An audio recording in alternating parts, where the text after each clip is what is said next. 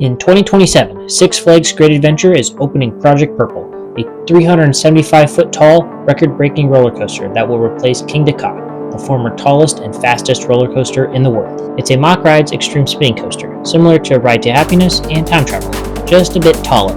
As someone who loves recreating record-breaking roller coasters out of K'NEX, the moment the project was announced, I knew I had to build it.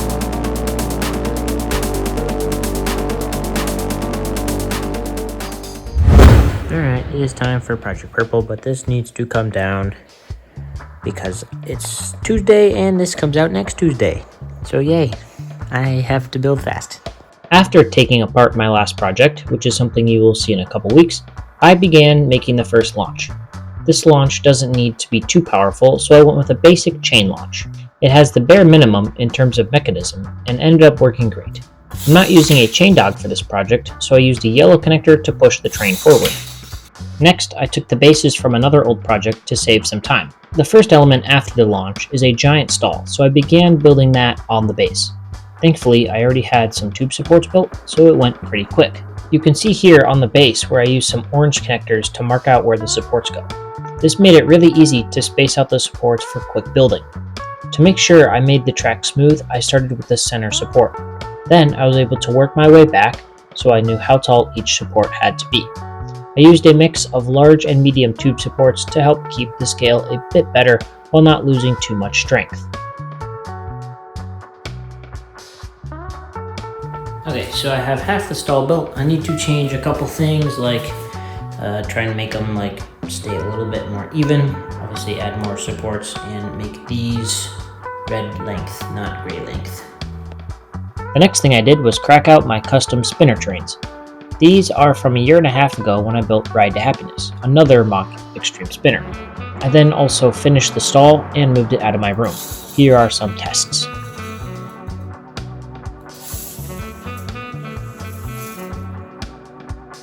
Now that I have more room, I can keep building the coaster. I was easily able to put together the valley of the third launch and the bottom of the top hat. It was then with these launches where I started to have problems. I don't think the launches would have been a problem if I was able to use a chain dog, but since I need the train to go backwards through the chain, this is the only way.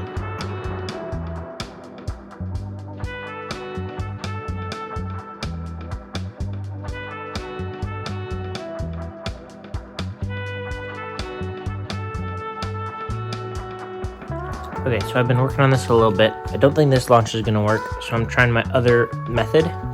But I think I'm going to have to add a box support all the way up. This is just a test. I don't know exactly how high the launch is going to be yet, because this is just a little scuffed. And then I also need to build more support. So I'm going to do that, and then I can hopefully get the launch working. So after some work, I made a launch in the valley, and it kind of worked. Here's a test.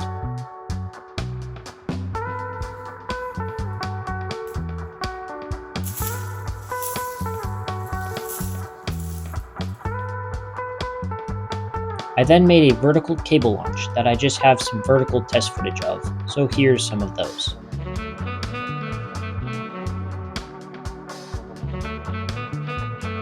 Alright, so I have a plan. I kind of made a working cable launch vertically. This one's not working, and I kind of hate how this structure is looking. I tried to make it like these guys go in like the real one, but it didn't really work. I think just because I was trying to do track and the structure at the same time, I think it'd be easier if I do work on the structure first, then add the track in and stuff. So that's what I'm going to do. I'm going to kind of redo this and then put in track, then make launches work or something. So I took it all apart to restart. The second time around, I didn't even worry about adding in track or the launches at this point. I mostly worked on the main triangle support system that goes all the way up. I built it in a much better way this time around, making the outline first and then adding the cross braces. As I kept building, I even had to crack out a ladder. Because I made the supports first, it was a lot easier to get the track in. The supports at the top are a jumbled mess, so there's quite a few missing on my model, but it still works.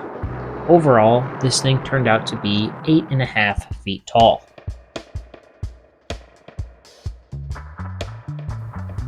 Alright, track and supports are done.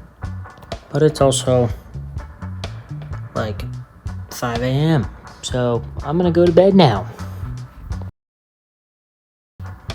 Okay, nothing for you has changed, but for me, it's now the afternoon, and I finished editing the video. So now I have some time to make a launch. So I'm gonna do that now.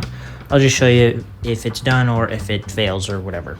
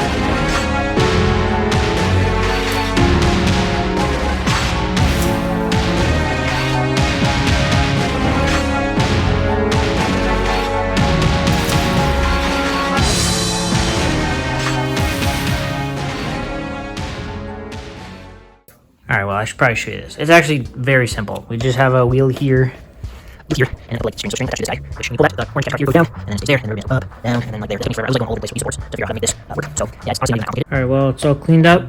I just recorded. If you enjoyed this video, please consider liking and subscribing. This took me a lot of time, and without further ado, this is Project Purple. Next recreation.